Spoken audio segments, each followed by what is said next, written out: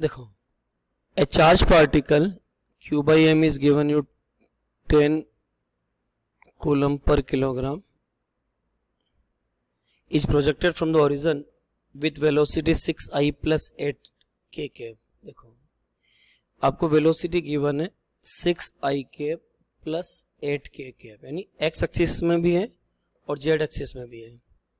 Value of the x naught are given in the list 1 and we have to match the y and z coordinate of the particle in the list 2 when it cross plane x equal to 4x naught. देखो, अगर आप ध्यान से देखो तो एक चीज आपको विजिबल है कि magnetic field is acting along the x direction. इसका मतलब जो 6i है, जो वेलोसिटी का कंपोनेंट है, it will not contribute any force because we know F equal to QEB sin theta. 6i और 0.1 टेस्ला i कैप या minus 0.1 Tesla i cap, theta is 0 degree 180 degree, force will be 0. एक बात तो आपको समझ में आ गई होगी, इसमें तो कोई दिक्कत ही नहीं है. अब देखो, अगर मैं आपसे कहूँ इस सर्कुलर मोशन की रेडियस निकालो, तो आप रेडियस का फॉर्मूला क्या यूज करोगे? mv upon qb. q by M की वैल्यू हमें दे रखी है 10 कूलम. q बाई एम की वैल्यू हम नीचे रख लेते हैं 10 कूलम पर किलोग्राम. ठीक है. अब वेलोसिटी सबको पता है, सर्कुलर मोशन के लिए कौन सी वेलोसिटी काम आएगी? जेड डायरेक्शन की वेलोसिटी है, तो वेलोसिटी क्या लिख लोगे? 8. मास नहीं सॉरी बी, मैग्नेटिक फील्ड कितना है यहाँ पे? 0.1 टेस्ला, तो इसको लिख लोगे 0.1 टेस्ला.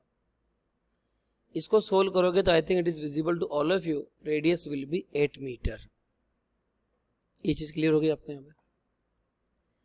अब अगर मैं कहूँ, इसको मैं फ्रेम को रोटेट कर लेता हूँ, ये मेरा अगर वाई एक्सिस है, इसको मैं जेड एक्सिस ले लेता हूँ, and we all intelligent magnetic field is inward and inward is visible to all of you, that is I cap. मैंने आई कैप को इनवर्ड ले लिया, फ्रेम को घुमा दिया, एक्स वाई फ्रेम को. अब देखो, अगर मैं आपसे पूछूं calculate the time period, you will apply the formula T equal to 2 m upon QB. अब Q बाई एम की वैल्यू आपको गिवन है सवाल में, दैट इज 10, तो हम डायरेक्ट लिख लेते हैं Q बाई एम इज 10. 2 की जगह 2 और मैग्नेटिक फील्ड आपकी जिंदगी में 0.1 इस सवाल में. आप इसको सोल्व करोगे तो टाइम आ गया, टाइम पीरियड आ गया आपका 2. ये बात आपको समझ में आ गया होगा. अगर मैं आपसे कहूं एक चक्कर में मतलब पिच कितना ट्रेवल किया इसने, pitch is the original distance travel in one time period, तो if we calculate the pitch one time period कितना हो गया? 2 और कौन सी स्पीड पिच के लिए रिस्पॉन्सिबल है? 6. तो pitch covered is given by 12 ये लॉजिक आपको क्लियर हो गया होगा. अब हम ऑप्शन पी को चेक करते हैं. एक्स नॉट की वैल्यू दे रखी है 12 I hope it is clearly visible to all of you. When X not is given by 12 it means of course perfect circle is completing here.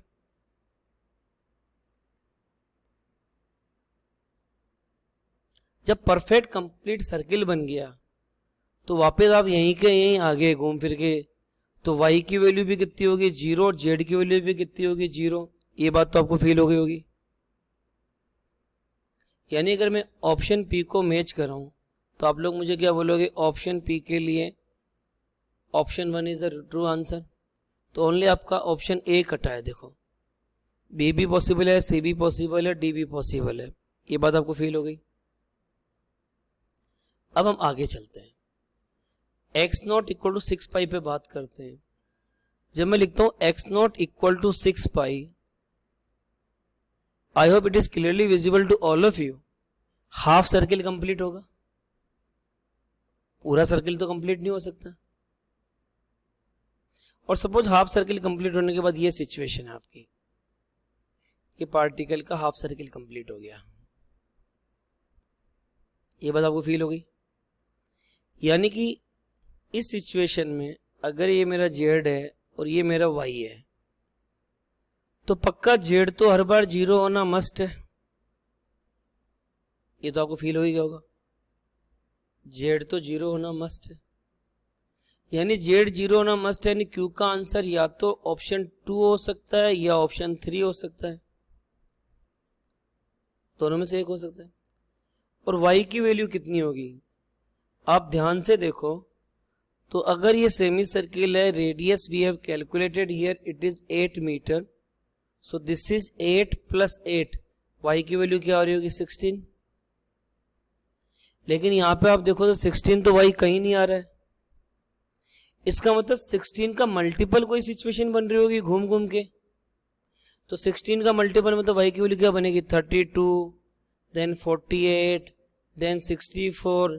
तो शायद आपको दिख रहा होगा क्यू का ऑप्शन क्या आ जाएगा, ऑप्शन 3, क्योंकि वाई की वैल्यू 64, जेड की वैल्यू 0 यहीं आ रही है, यानी ऑप्शन बी भी चला गया। अब आपको सी और डी में दिमाग लगाना है, ये बात आपको फील हो गई। अब हम लोग ले रहे हैं x0 = 4 पाई। देखो जब मैं x0 की वैल्यू में 4 पाई लेता हूं तो सबसे पहले तो आपको ये फील करना है कि एंगल कितना बना। देखो अगर ये 12 पाई था तब आपका एंगल बन रहा था 360 डिग्री, तो जब ये 4 पाई है तो आपका एंगल कितना बनेगा 360/12 pi into 4 pi. You will say pi से पाई कैंसिल, 4 3 12, 3 से काटा 120 डिग्री, 120 डिग्री लिखो या इसको 2π/3 लिखो, एक ही बात है। ये बात तो समझ में आ गई होगी आपको। यानी अब जो आर्क बनेगी वो आर्क कितना एंगल बनाएगी, ओनली 120 डिग्री एंगल बनाएगी। यानी सिचुएशन में कुछ इस तरह से हो सकती है, अलग कलर लेता हूं आपको समझाने के लिए मैं, ये सिचुएशन हो सकती है। देखो अब केवल 120 डिग्री की आर्क बनानी है आपको, यहां से यूं गए यूं गए यूं गए, सपोज ये 120 डिग्री की आर्क बन गई सपोज। यानी मैं अगर ये सेंटर लेता हूं, यहां पे एक लाइन खींच देता हूं, तो I hope it is visible to all of you, this angle must be 120 degree. उसके बाद मैग्नेटिक फील्ड की डायरेक्शन चेंज हो रही है, तो जो आर्क इस तरह से आई थी तो नेक्स्ट आर्क आप निकालोगे तो नेक्स्ट आर्क का पैटर्न चेंज हो जाएगा लाइक दिस, लेकिन एंगल तो वही 120 डिग्री बनेगा। यानी इस लाइन में और इसमें ये जो एंगल बन रहा है ये तो स्टिल इट इज 120 डिग्री, उसमें तो कोई चेंज होना ही नहीं। ये बात आपको समझ में आ गया होगा। अच्छा रेडियस भी उतनी होनी है, यानी यहां से यहां तक की अगर मैं रेडियस लूं तो ये भी मेरी 8 मीटर आएगी और ये रेडियस भी मेरी 8 मीटर आएगी। ये लॉजिक भी आपको क्लियर हो गया होगा। लेकिन आपको क्या चाहिए, आपको तो वाई और जेड कोऑर्डिनेट चाहिए, ये तो आपको समझ में आ गया होगा। तो देखो सबसे पहले अब हम इसके कंपोनेंट लेने की ट्राई करते हैं। अगर मैं आपसे बोलूं ये 8 है और ये 120 है, यहाँ पे मैं हॉरिजॉन्टल लाइन ले लेता हूं, तो ये एंगल 90 प्लस ये कितना हो गया 30। अब देखो सामने वाली ये जो डिस्टेंस आएगी ये क्या आएगी 8 sin 30, 8 sin 30 मतलब कितना आ जाएगा 4, और यहां से यहां तक कितना 8, यानी ये कितना हो गया 8, और इसको कितना लोगे तुम 8 cos 30, 8 cos 30 यानी 8 cos 30 यानी 8 √3/2 है ना। वापिस देखो ध्यान से इसको, देखो ये 8 है ये 30 है, तो आपका ये क्या बन जाएगा 8 cos 30 यानी 8 √3/2 यानी कितना बन गया, तो 4 √3 बन गया।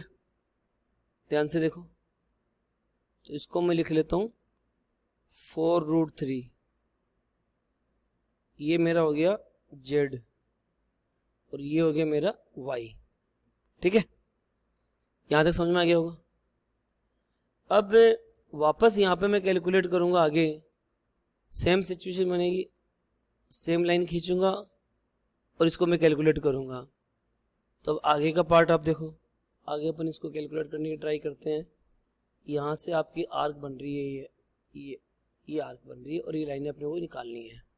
ठीक है, तो अगर ये 120 डिग्री है तो ये जो एंगल है ये एंगल कितना बन गया आपका 60 डिग्री, ये 60 बन गया, तो इधर वाला एंगल ये भी कितना बन गया, ये एंगल भी आपका बन गया 60 डिग्री, ये 60 बन गया। तो अब आप कैलकुलेट करोगे, ऊपर तो रेडियस आ गई 8 और ये तो हो गई 8 और ये 8 cos 60, 8 cos 60 मतलब 4, तो यहां से यहां तक की डिस्टेंस भी कितनी होगी 12। तो देखो ये भी 12 है और ये भी 12 है, यहां से यहां तक, ये भी आपको दिख रहा होगा। Is it clear? यानी जो y कोऑर्डिनेट है वो 12 का मल्टीपल आएगा, तो 12 का मल्टीपल आएगा, या तो 12 आएगा, या तो 12 आएगा, या 24 आएगा, या 36 आएगा, या 48 आएगा, समथिंग लाइक दैट।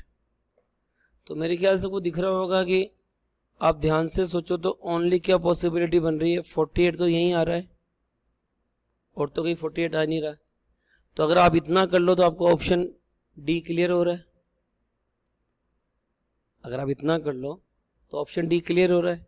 सिमिलरली आगे का पार्ट भी आप क्लियर कर सकते हो, वो भी आपका हो सकता है।